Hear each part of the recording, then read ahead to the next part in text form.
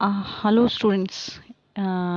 In previous lecture we have discussed about the what is entrepreneurship, what are its characteristics. Now today we are going to discuss about the need and significance of entrepreneurship. First of all, what is entrepreneurship? As I have already told you, it is the process of identification of opportunities, then grasp the opportunities, and by using resources available, and with the motto to make your venture, make your business successful. So this is entrepreneurship. And entrepreneurship, अब इसकी ज़रूरत क्यों पड़ी, इसका महत्व क्या है, आज हम उसके बारे में बताएंगे। कि सबसे पहली बात है कि ये जैसे इसका महत्व क्या है, क्या सिग्निफिकेंस है, it is related to capital formation. Capital formation, तो एंटरप्रेन्योर्स जो है mobilise the idle saving of the public through the issue of industrial securities. Means कि एंटरप्रेन्योर जो है, entrepreneur means a person who conceive an idea of starting a venture, that person is known as entrepreneur. तो entrepreneur जो है, जो idol, जो बेकार पड़ी हुई पूंजी है, उस पूंजी की सहायता से नई वेंचर को स्टार्ट करता है। और वो पूंजी जो है उसकी अपनी भी हो सकती है, और वो कहीं से लोन्स वगैरह लेके भी अरेंज कर सकता है। तो इस तरह से वो कैपिटल को अरेंज करता है। और ये जो पब्लिक सेविंग्स जो हैं, जब इन्वेस्टमेंट की जाती हैं, जब कहीं पे ये पैसे को लगाया जाता है, तो ग्रोथ होती है। किसी भी कंट्री की ग्रोथ इसी पे होती है कि किस तरह से वहाँ पे उद्योगों को एस्टेब्लिश किया जाता है, किस तरह से वहाँ से बिजनेस को एस्टेब्लिश किया जाता है। तो कैपिटल फॉर्मेशन में ये एंटरप्रेन्योर्स जो हैं, वो एंटरप्रेन्योरशिप जो है एक इम्पॉर्टेंट रोल प्ले करते हैं, बिकॉज ये बेकार पड़ी हुई पूंजी को एक अच्छे काम के लिए प्रयोग में लाते हैं। और इससे जो है रेट ऑफ कैपिटल फॉर्मेशन जो है इंक्रीज होता है, जिससे फाइनली जो आर्थिक डेवलपमेंट है उसको उसमें उसमें जो है एक उसमें एक आगे बढ़ते हैं उसको लेके। तो इस तरह से एंटरप्रेन्योरशिप जो है कैपिटल फॉर्मेशन का काम करता है, because it converts the idle saving into public savings into useful capital formation. The next is improvement in per capita income. अब ये पर कैपिटा इनकम क्या होती है? पर capita income means total income during a year in a country divided by number of people in a country. तो उसको हम कहते हैं पर कैपिटा इनकम। डेफिनेटली जो एंटरप्रेन्योर है वो अपॉर्चुनिटीज़ को एक्सप्लॉइट करता है, और जो हमारे पास स्केर्ड रिसोर्सेज हैं, स्कार्स रिसोर्सेज हैं, जैसे कि लैंड, लेबर एंड कैपिटल, उस वो national income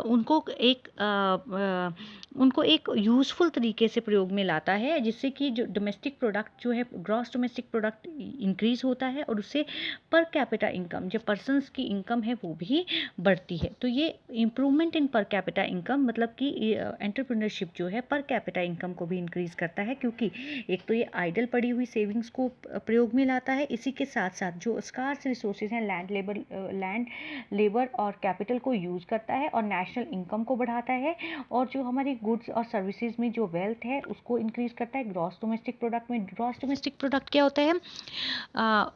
Value of goods and services produced in a country during a given period of a time during 1 year, and these goods and services must be produced within the national boundaries। जो भी हमारी geographical boundaries हैं उसमें produce की गई goods and services को एक साल के अंदर अंदर उनकी वैल्यू को हम जीडीपी कहते हैं।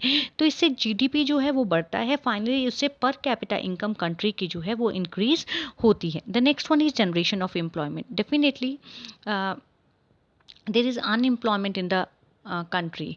तो अगर कोई अपना वेंचर स्टार्ट करता है तो उससे अनएम्प्लॉयमेंट की संभावना कम होती है। और एंटरप्रेन्योर नॉट ओनली अपने लिए ही सहायता करता है, बल्कि अपने एंटरप्रेन्योरशिप में अगर वो दूसरे लोगों को भी जॉब अपॉर्चुनिटीज़ प्रोवाइड करता है, तो वहाँ से जो एम्प्लॉयमेंट जनरेशन का काम जो है वो सक्सेसफुल रहता है। The next one is balance regional development. अब बैलेंस रीजनल डेवलपमेंट का मतलब क्या है कि जैसे गवर्नमेंट के द्वारा बहुत सी सब्सिडीज़ प्रोवाइड की जाती हैं उन क्षेत्रों में जहाँ पे ज़्यादा ग्रोथ नहीं हुई होती है। तो एंटरप्रेन्योर्स उस चीज़ का लाभ उठाने के लिए जनरली अपनी जो भी उन्होंने इंडस्ट्री खोलनी है, जो अपना बिजनेस एस्टेब्लिश करना है, उस स्थान पे लगाना चाहते हैं जहाँ पे गवर्नमेंट के द्वारा बहुत सी सब्सिडीज़, बहुत सी कंसेशंस, बहुत से इंसेंटिव दिए जाते हैं सेंट्रल या स्टेट गवर्नमेंट के द्वारा। तो इससे जो है रीजनल जो डिस्पैरिटी है वो ख़त्म होती है, और regional development, balance regional development जो है वो स्टार्ट होता है। The next one is improvement in living standard. तो एंटरप्रेन्योर्स जो हैं वो लिविंग स्टैंडर्ड को बढ़ाने में भी सहायता करते हैं, क्योंकि अब जो गुड्स को प्रोड्यूस किया जाता है वो नई टेक्नोलॉजी से, नई क्रिएटिविटी के साथ, क्योंकि एंटरप्रेन्योरशिप में क्रिएटिविटी और इनोवेशन एक इम्पॉर्टेंट रोल प्ले करती है। आगे हम पढ़ेंगे भी क्रिएटिविटी क्या होती है, इनोवेशन क्या होती है। तो क्रिएटिविटी या मॉडर्न साइंटिफिक मेथड्स के साथ जब प्रोडक्ट को बनाया जाता है तो वो लोगों का एक अच्छा प्रोडक्ट जो है मार्केट में आता है, उससे लोगों का लाइफस्टाइल जो है वो इम्प्रूव होता है और लिविंग स्टैंडर्ड जो है वो इम्प्रूव होता है। The next one is economic independence. तो entrepreneurship also contribute in economic independence of the country, क्योंकि बहुत से एंटरप्रेन्योर्स जो हैं वो लार्ज स्केल पे अपने प्रोडक्ट को जो है वो एक्सपोर्ट करते हैं और उससे जो है फॉरेन करेंसी डेवलप होती है। तो जिससे कि अपने देश की इकोनॉमिक आर्थिक स्वतंत्रता जो है वो कंट्री को मिलती है, क्योंकि एंटरप्रेन्योरशिप छोटी छोटी बातों के लिए नहीं है। अब हम आगे बहुत से बड़े बड़े जो घराने हैं उनके बारे में पढ़ेंगे, जैसे टाटा बिरला, इन सब के बारे में हम पढ़ेंगे। तो एंटरप्रेन्योरशिप केवल छोटे स्केल पे ही अपने बिजनेस को स्टार्ट करना नहीं है, वो बड़े बिजनेस जब स्टार्ट किए जाते हैं तो डेफिनेटली बहुत से प्रोडक्ट जो है एक्सपोर्ट किए जाते हैं। और आपको पता है कि जब प्रोडक्ट को एक्सपोर्ट किया जाता है तो हमारे पास बहुत सी फॉरेन करेंसी आती है, इससे इकोनॉमिक इंडिपेंडेंस जो है हमारे पास होती है। The next one is create atmosphere of enthusiasm. Enthusiasm का मतलब होता है बहुत ज़्यादा एंथुसिज्म, बहुत ज़्यादा खुशी के साथ या उत्साह के साथ, दैट इज़ एंथुसिज्म। तो क्योंकि एंटरप्रेन्योरशिप जो है एक एंथुसिज्म के साथ काम करता है, एक उत्साह के साथ काम करता है एंटरप्रेन्योर जो होता है। तो इससे जो ऑर्गेनाइजेशन है उसको एक मोमेंटम मिलता है और लॉन्ग वेराइटी ऑफ प्रोडक्ट्स जो हैं वो बनाए जाते हैं, जिससे कि एक एंथुसिज्म का इन्वायरमेंट क्रिएट किया जाता है। Life line for growth of existing business की life line for growth of in existing business क्या है कि यहाँ पे मैंने आपको पहले ही बताया, creativity, innovation, development, expansion of the business जो है वो रहता है। तो ऑलरेडी वो बिजनेसेस जो चल रहे हैं उनमें नई नई टेक्नोलॉजीज़ को, मॉडर्न टेक्नोलॉजीज़ को यूज़ किया जाता है, नई मार्केट्स को डेवलप किया जाता है, नए प्रोडक्ट्स को बनाया जाता है। तो ये एग्जिस्टिंग बिजनेस के लिए भी एक नई जीवन का रूप जो है वो देते हैं। Leads to society towards progress, की जो सोसाइटी है उसको प्रोग्रेस की तरफ लेके जाते हैं, क्योंकि नई टेक्नोलॉजीज़ को, नए प्रोडक्ट्स को, नई मार्केट को, नई वेंचर्स को क्रिएट किया जाता है। तो इससे सोसाइटी जो है प्रोग्रेस की तरफ चलती है।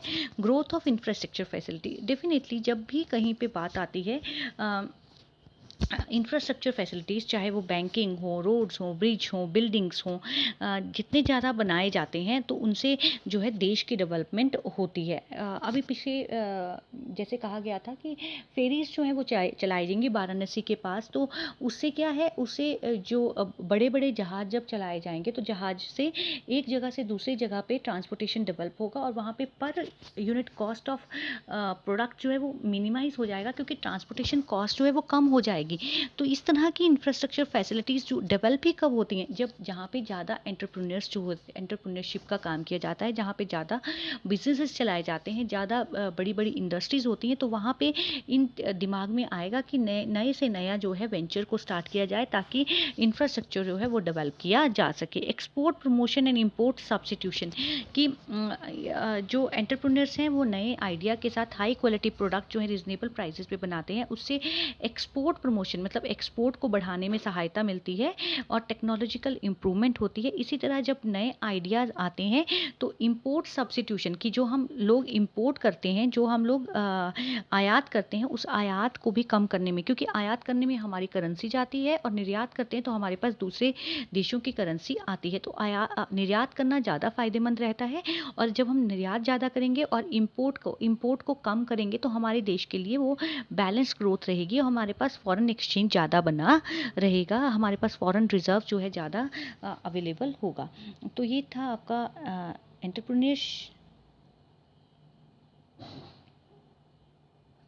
नीड एंड सिग्निफिकेंस था। Now role of entrepreneurship in economic development, it is almost like need and significance, लेकिन फिर भी ये हम थोड़ा डिस्कस कर लेते हैं कि क्या है। जैसे फर्स्ट इज़ एम्प्लॉयमेंट जनरेशन, तो मैंने आपको पहले ही बताया कि एम्प्लॉयमेंट जनरेशन जो है एंटरप्रेन्योरशिप जो है उसमें इम्पॉर्टेंट रोल प्ले करता है, क्योंकि इससे जो है बेरोज़गारी की समस्याएं कम होती हैं, और जब भी कभी इंडस्ट्रीज चलाई जाती हैं तो उसमें बहुत से लोगों को काम दिया जाता है, और जितने भी लोग हैं उसमें एंगेज हो जाते हैं। तो इस तरह से जो एम्प्लॉयमेंट जनरेशन का काम जो है हमारा एंटरप्रेन्योरशिप करता है। इसके साथ साथ कम्युनिटी डेवलपमेंट, कि कम्युनिटी, किसी पर्टिकुलर कम्युनिटी में अगर कोई प्रोजेक्ट्स लगाए जाते हैं तो वहाँ पे प्रोजेक्ट्स से जो है फाइनेंशियल सपोर्ट मिलती है, चैरिटी देने के लिए आपके पास पैसे होते हैं, तो आप जो है एक पर्टिकुलर कम्युनिटी को डेवलप कर सकते हैं। इसी तरह सोशल चेंजेस जो होता है, आप एक यूनिक प्रोडक्ट्स जो है विद साइंटिफिक मेथड से बनाते हैं, और पुरानी परंपराएं जो हैं, आउटडेटेड मेथड्स जो हैं उनको अडॉप्ट नहीं करते हैं, तो आपकी जो नया प्रोडक्ट अच्छी क्वालिटी का प्रोडक्ट जो है चीप प्राइस पे अवेलेबल होता है। तो सोशल चेंजेस आते हैं। बैलेंस रीजनल डेवलपमेंट, मैंने पहले ही कहा कि गवर्नमेंट के द्वारा किसी पर्टिकुलर एरिया को डेवलप करने के लिए उस स्थान के लिए कंसेशन दिए जाते हैं, बहुत सी रियायतें, सब्सिडीज दी जाती हैं, और उससे जो है बैलेंस रीजनल डेवलपमेंट होती है।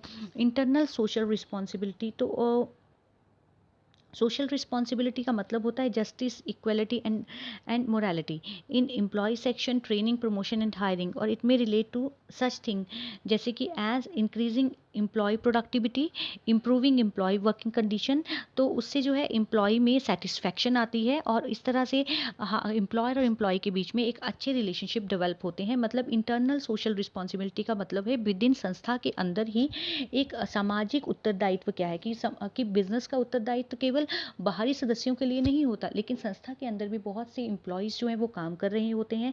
उनका एक सिलेक्शन चैनल है, प्रमोशनल चैनल है, उनको किस तरह से उनको हायर किया जाएगा।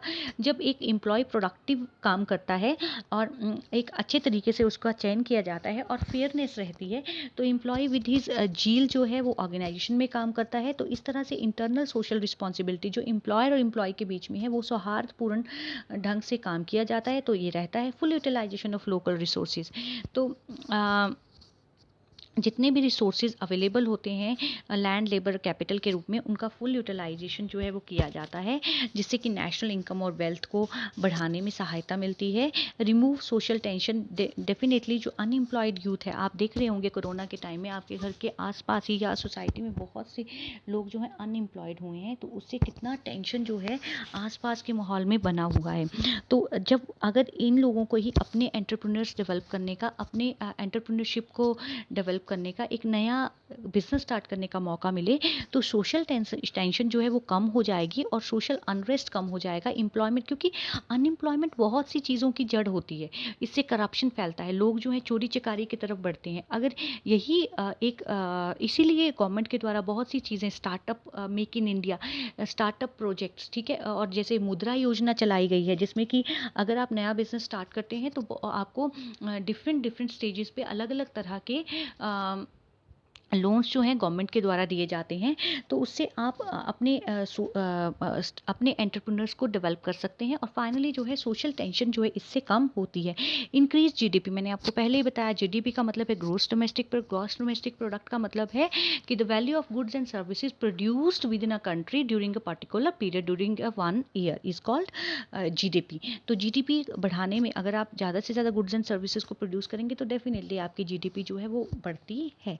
फिर है इरेडिकेटिंग पावर्टी, की more employment to the people results more income. तो जैसे ही ज़्यादा इन लोगों को एम्प्लॉयमेंट मिलेगा तो उससे इनकम बढ़ेगी तो पावर्टी कम होगी तो लोगों का जो है एक अच्छा लाइफस्टाइल जो है वो कर सकते हैं, जी सकते हैं। तो ये था आपका फर्स्ट यूनिट का first chapter is completed now, and we will discuss about the second chapter tomorrow, that is entrepreneur, वो कितने टाइप के होते हैं, उनके फंक्शंस क्या हैं एंटरप्रेन्योर के, तो उसके बारे में हम पढ़ेंगे। तो thanks for watching this video, thank you so much.